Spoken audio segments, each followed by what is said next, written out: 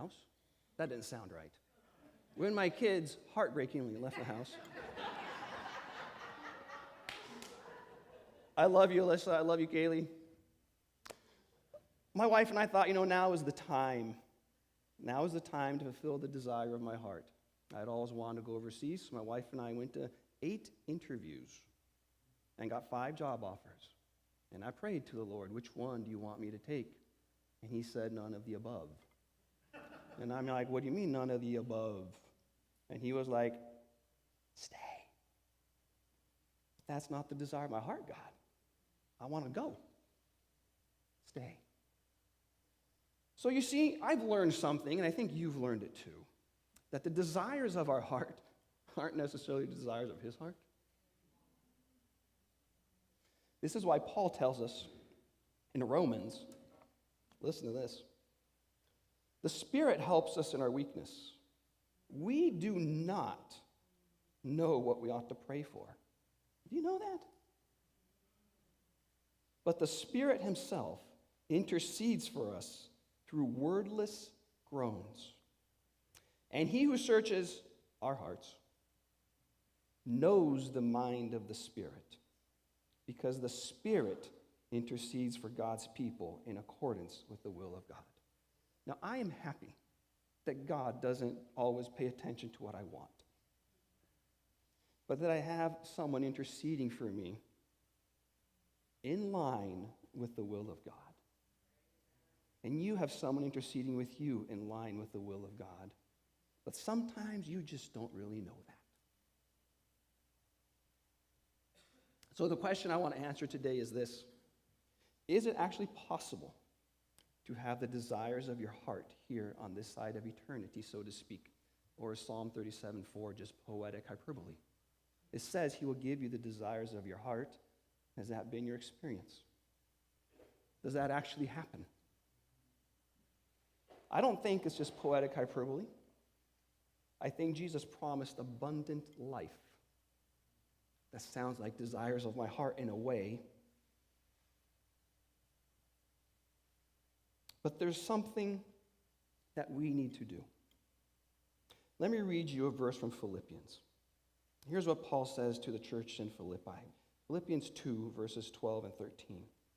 He says, therefore, my dear friends, as you have always obeyed, not only in my presence, but now much more in my absence, continue to work out your salvation with fear and trembling. For it is God who works in you, now look at that next word, to will and to act in order to fulfill his good purpose. It is God who works in you to do 2 things, to will and to act. In other words, to give you the ability to do what he wants you to do and the desire to do it. Both of those things come from God. And Psalms 37:4 promises that if we delight ourselves in the Lord first, that's your antecedent, that's what comes first. He will then give you the desires of your heart, that's what comes next. But could it just be that the desires of your heart sometimes are kind of messed up and he wants to change your heart first? So I want to talk about 3 people today, 3 guys that I would regard as heroes. Now, they're not perfect people. Every person's imperfect. But there are 3 people whose lives I look at and I say, they've got it right. They're doing something right, and I want to be like that. And it looks to me like God is fulfilling in them the desires of their heart. But the strange thing that of these 3 people, the first one was murdered at the age of 28. The second one is still alive today but lives in abject poverty. And the third one has passed away and never knew that she made a difference. But I know that at their funerals, people looked at them and said, they fulfilled what God wanted. And they died full. So here are these 3 people.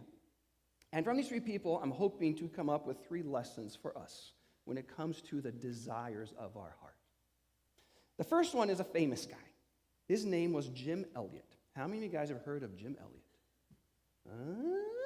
That's 22%. That's quite a bit. It's a lot more than the next 2 people. So when I was in high school, I attended Black Forest Academy in southern Germany, and it was a school designed for missionaries' kids. All of us had parents who were missionaries. some to Europe, some to the Middle East, some to Africa, and they would ship all the kids up to a boarding school in southern Germany called Black Forest Academy. So we would have missions emphasis week like we do here, or spiritual emphasis week, and because every kid was a son of a missionary, they had to pull out the big guns. So when I was a senior, they brought over Elizabeth Elliot, who was the widow of Jim Elliot. And I remember hearing her speak and tell the story about what happened in Ecuador. In 1950s, early 1950s, Jim and Elizabeth Elliot felt called by the Lord to reach out to a tribe in Ecuador that was known for its violence. Shell Oil had been trying, in fact, to explore their lands, and they kept getting attacked by these, quote, savages with spears. And Jim and Elizabeth Elliot thought, we are going to go there, we're going to learn their language, we're going to translate the Bible into their language, and we're going to teach them about Jesus. So they slowly learned the language. They slowly started making contact. They would fly over their villages and drop down gifts. They'd put down a basket, and they'd receive gifts back. And they started to build a relationship. Eventually, they landed close. They met a few of them. One particular guy said, I want to fly in the airplane. I don't know how he said that, but they flew him up in the airplane, and he was waving down at his village, and it seemed like it was good. Then on January 8, 1956, 5 men, including Jim Elliot, landed, and they were going to see if they could walk into the village that morning. They were greeted in quotes, by a contingent from the village, men with spears. And to make a long story short, even though they had guns, all 5 of them perished, speared to death by this tribe. And Elizabeth lived on to tell that story. What eventually happened was wives of these men who were killed, sisters, fathers, went back into this village, eventually reestablished a relationship, did translate the Bible, and some of the killers themselves came to Christ. And a story of forgiveness ensued. You can watch the movie if you want. The movie is called End of the Spear, published in 2005. If you've never heard this story, it's a good one. But what I want to read you today is an excerpt from Jim's journal. He wrote this: our dreams are tawdry. Now, tawdry is a word we don't usually use. It's an SAT word. It means glitzy, but of little value. Lots of sequins, but plastic. Our dreams are tawdry when they are compared to the leading of God. They are not worthy of the aura of wonder we usually surround them with. God only does wonders. His hand can work nothing less. In my own experience, I found that the most extravagant dreams of boyhood have not surpassed the great experience of being in God's will. I believe that nothing could be better. His will is always a bigger thing than we bargained for, but we must believe that whatever it involves, it is good, acceptable, and perfect. Father, let me lose my clutch on everything temporal, my life, my possessions. Lord, help me release the tension of my grasping hand and open it as Christ was open to receive the nail at Calvary, that I might be unleashed from all that binds me. I seek not a long life, but a full one like you, Lord Jesus. And ironically, that prayer was answered as is. He died at the age of 28. And then he wrote something that made him famous, his most famous quote. It actually wasn't from him, he was quoting someone else. But he wrote in his journal, "He is no fool who gives what he cannot keep to gain that which he cannot lose." That's so good, I'm going to say it again. He is no fool who gives what he cannot keep to gain that which he cannot lose. Speaking of fools, Jesus talked about fools. In Luke 12, he told a parable. And he told them this parable: the ground of a certain rich man yielded an abundant harvest. He thought to himself, what shall I do? I have no place to store my crops. Then he says, this is what I'll do. I'll tear down my barns and build bigger ones. This guy was living the American dream. He would have done great in 21st century United States. And there I will store my surplus grain. And I'll say to myself, I have plenty of grain laid up for many years. Take life easy. Eat, drink, and be merry. But God said to him, you fool. This very night your life will be demanded from you. Then who will get what you have prepared for yourself? This is how it will be with whoever stores up things for themselves, but is not rich towards God. And so I have a question for us, for you and for me. What are our dreams like? Are our dreams more in line with Jim, who says he is no fool, who gives what he cannot keep to gain that which he cannot lose? Or are our dreams in line with the guy building bigger barns? You know, we don't do idols in the United States anymore. I doubt I can go to your house and find a carved image that you're bowing down to and offering offerings to. But we do have idols, don't we? That's our idol in 21st century America, building bigger barns. We love stuff.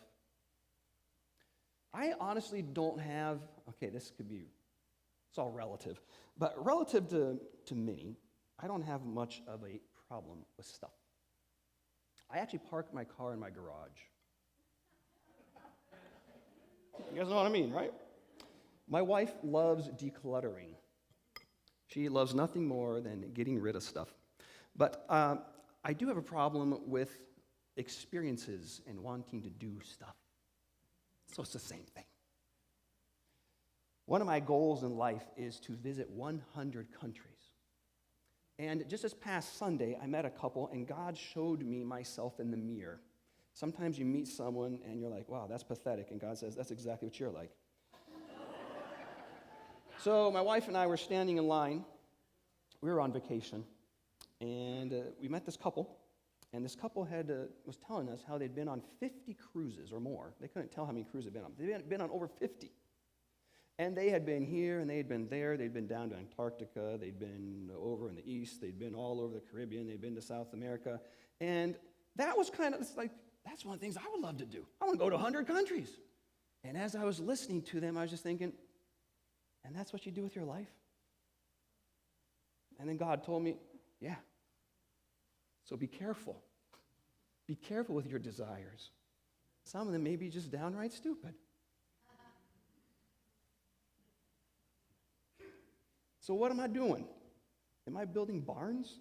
Maybe I'm not putting grain in it, but I'm putting experiences. I'm putting adrenaline.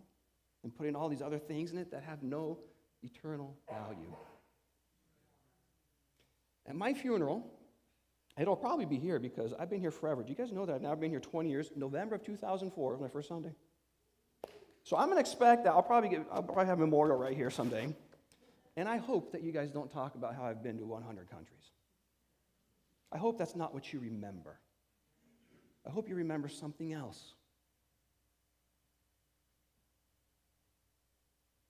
God's kingdom is upside down.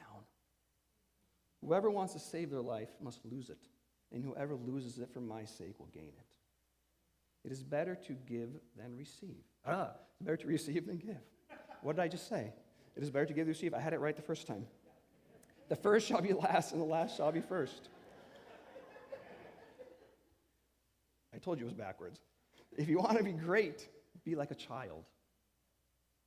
Everything is backwards from the way that we are trained to think. So my question for us is, in which kingdom are we building our barn? Think about it. Go through a list of desires that you have in your life. Which kingdom do they belong to? Now, I do hope you don't die in Ecuador. But I hope you do embrace that he is no fool who gives what he cannot keep to gain that which he cannot lose. So the first thing I learned from Jim is this, that God-given desires have an eternal perspective. So the desires that we ought to have an eternal perspective. Now, if someday I do end up going to 100 countries, that's probably fine. There's nothing sinful about that. But that can't be my dream. That cannot be what I put ahead of the kingdom. The second person I want to introduce you to, you probably never heard of, so I'm not even going to ask. Her name is Valerie Browning. One day I was Googling the hottest place on earth because I wanted to go there. So I was trying to figure out where is the hottest place on earth. And so what happened is a video came up, and it was called 60 degrees Celsius, which is 140 Fahrenheit. And it featured an English-born but Australian nurse named Valerie Browning, who has been working in Ethiopia amongst the Afar people for the past 35 years. And they live in one of those areas of the world that is considered to be the hottest place on earth. It looks like Mars. There are about 1 million people, and they're nomadic, and they live in dust and rock. There are hardly no trees, and it is just arid. They live in these little, small huts, like the size of a tent. All they can do is get shade. Their water is brown. There are flies everywhere. When you picture famines in Ethiopia, this is what you're picturing. And she's been living there for 35 years. And at the end of the interview with, it was a 60-minute correspondent, 60-minute Australia, actually. They had this exchange, which I listened to 5 or 6 times. I kept rewinding it because I'm like, oh my goodness, there's something there. The interviewer says to her, "This must be quite a sacrifice to live out here like this."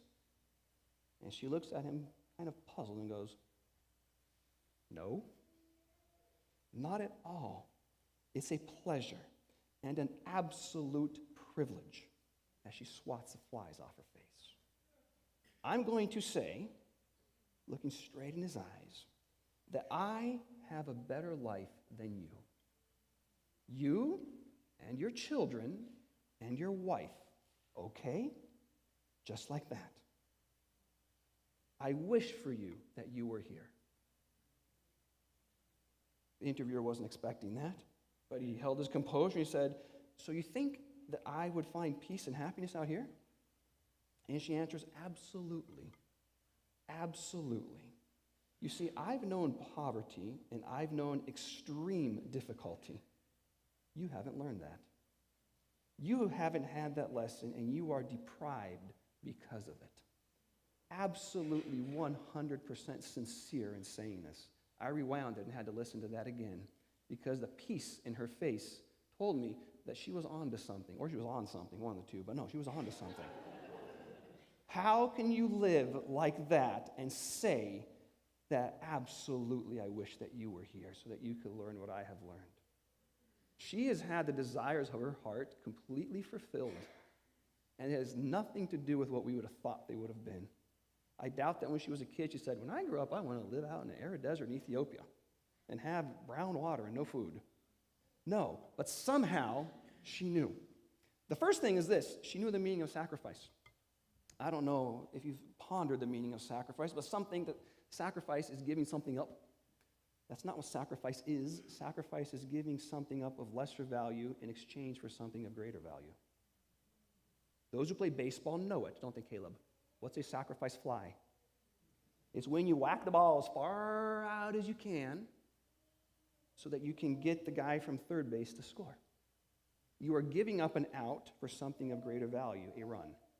A sacrifice is always giving up something of lesser value in exchange for something of greater value. So what is it that she is exchanging here? Like Jim, she's exchanging the temporal for the eternal, but there's more to it. And this is what I've come to realize.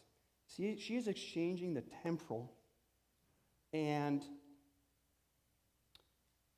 a skewed version of what it means to be human, that we all live because of sin. She's exchanging that for what it truly means to be a human being made in the image of God. And here's the thing that I've learned. We were designed in the image of God to reflect the way God is, and we will not experience fulfillment. We will not experience joy or the desires of our heart until we go back into the image of Christ as he had meant us to be. Everything else is fake.